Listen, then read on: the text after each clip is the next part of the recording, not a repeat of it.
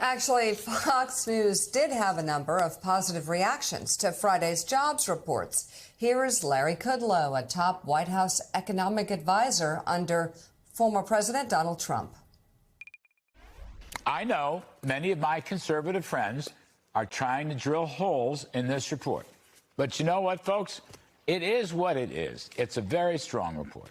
Not every economic stat should be viewed through a political lens. I've been in this business a very long time, and sometimes you just have to throw away the ballot box and just recognize the numbers. They are what they are. This was a very strong report. There you go. All right, Friday's numbers showed the U.S. economy added 353,000 jobs last month. Economists had predicted gains around 185,000. So that's a lot more than expected. But despite continued strong economic data, new polling from NBC News shows just 36% of registered voters approve of how President Joe Biden has handled the economy. And when asked who they would trust more to handle the economy, 55% said Donald Trump, compared to 33% who said Biden. So, Jonathan Lemire, the numbers are stark, despite the good numbers in the economy. And let's keep that one up right there, 55 to 33. Why? What's the Biden White House's explanation, and what are they going to do about it? I was speaking to some senior aides at the end of last week about this very matter, and they're still confident that they can turn this narrative around, that they point to the jobs report, other strong economic metrics. Most importantly, they feel consumer sentiment. They feel like people are feeling better about the economy, and that translates usually into votes for the incumbent, the president who's overseeing that strong economy. But at least for now, there is a disconnect between Americans who now are starting to think better about how things feel economically, but they're not giving the White House any credit. That is something they need to work on. That's about messaging. That's about salesmanship. That's certainly something this White House is going to do. Now, some aides say to me that they feel like that inherently Americans will vote for the incumbent even if they're not in love with that person, if they feel economically stable. And that's where we're trending right now. Also, we heard from Jerome Powell over the weekend in a rare interview suggesting the rate cut's still coming.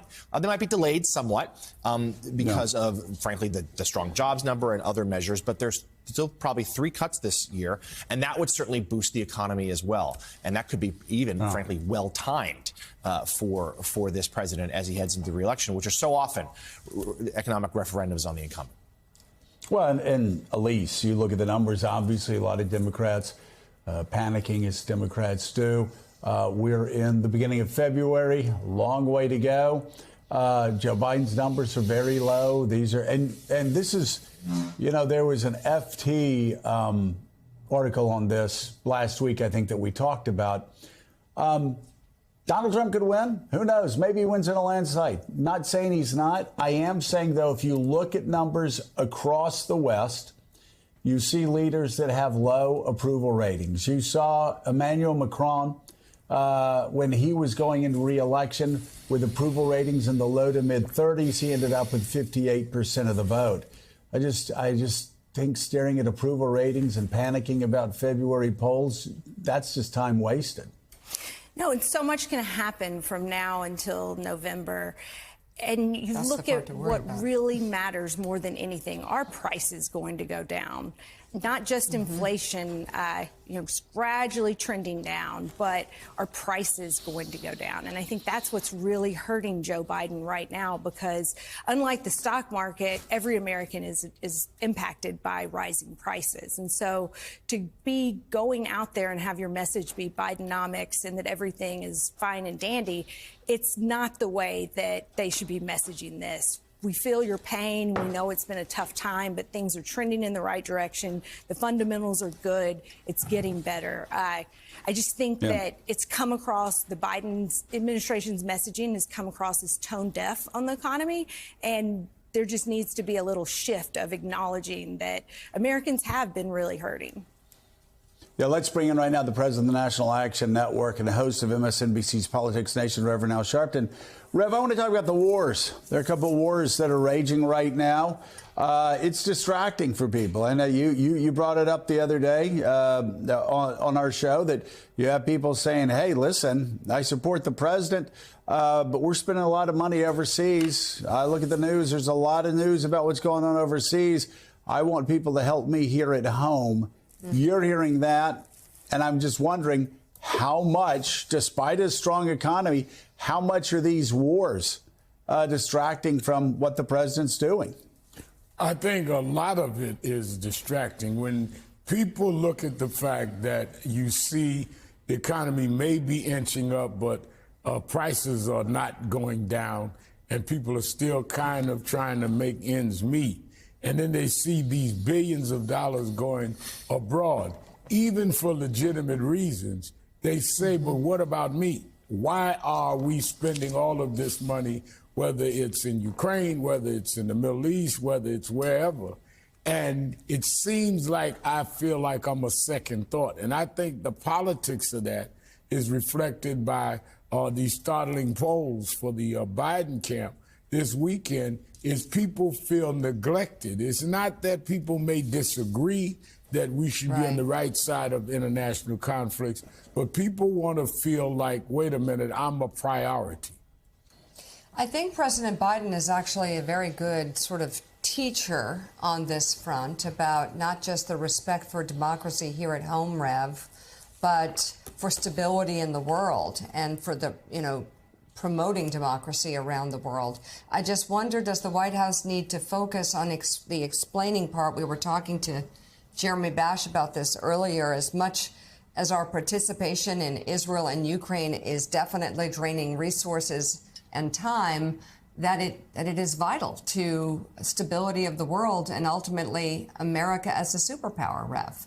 I think that they must make the connection so that people understand that we're not just in Ukraine or in the Middle East as charity, that it is directly connected. And the way that we protect you at home and the way that we enhance you at home is by covering our flanks abroad. I don't think there's been an effective communication of the connection of why we are spending money, that it is not spending money on others, it's spending money to protect and to consolidate democracy everywhere, which keeps China at bay, which keeps Putin at bay. And as long as people don't see the connection to my house, they're going to feel neglected. You've got to convince people I've got to save the neighborhood to save your house.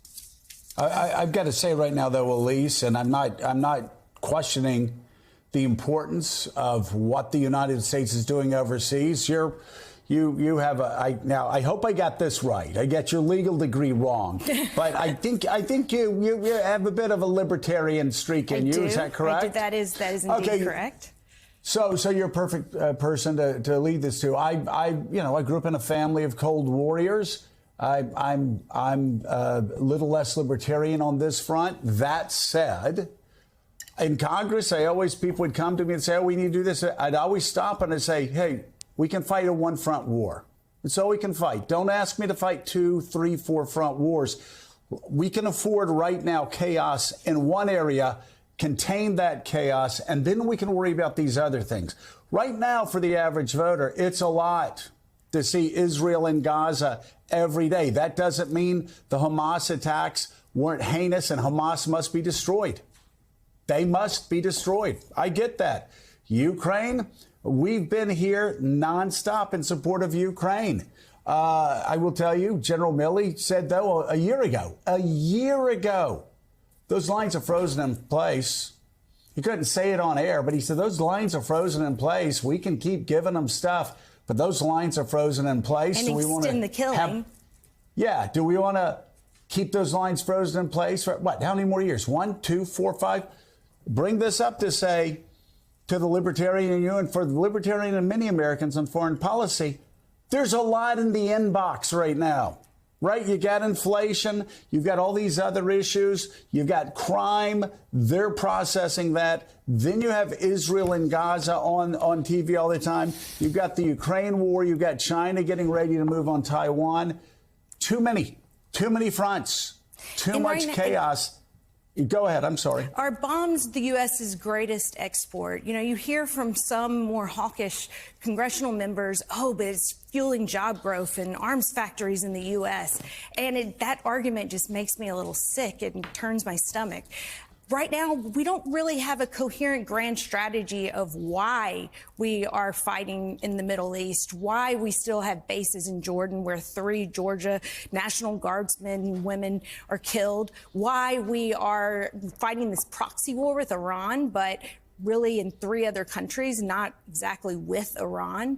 And then what is our strategy? We're giving Israel, we provide around 15% of their defense budget in a normal year, yet we're using none of that leverage to, you know, what's happening in Gaza with the slaughter of children and innocents. And I'm all for, I think Israel deserved to have a robust response to kill Hamas, but when it goes beyond the laws of proportionality, we really need to question ourselves as a nation and what values we are supporting around the world. Relinquish what remains of the Allspark. So who's the insect? You? What? Who's the insect? Protect you. They were defeated on our world, and we will defeat them here. Ambush was just a diversion. Security teams bring up. Ravage, he's already inside. Deeds! Give me an update on that reserve. What's readiness? What was his name? What was it? Evac, sir. Right, evac.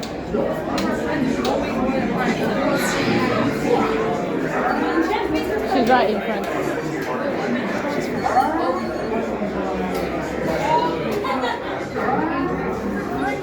We are facing a heavy, sustained attack. They appear to be after the Allspark. General! General! Evac immediately. Evac everything.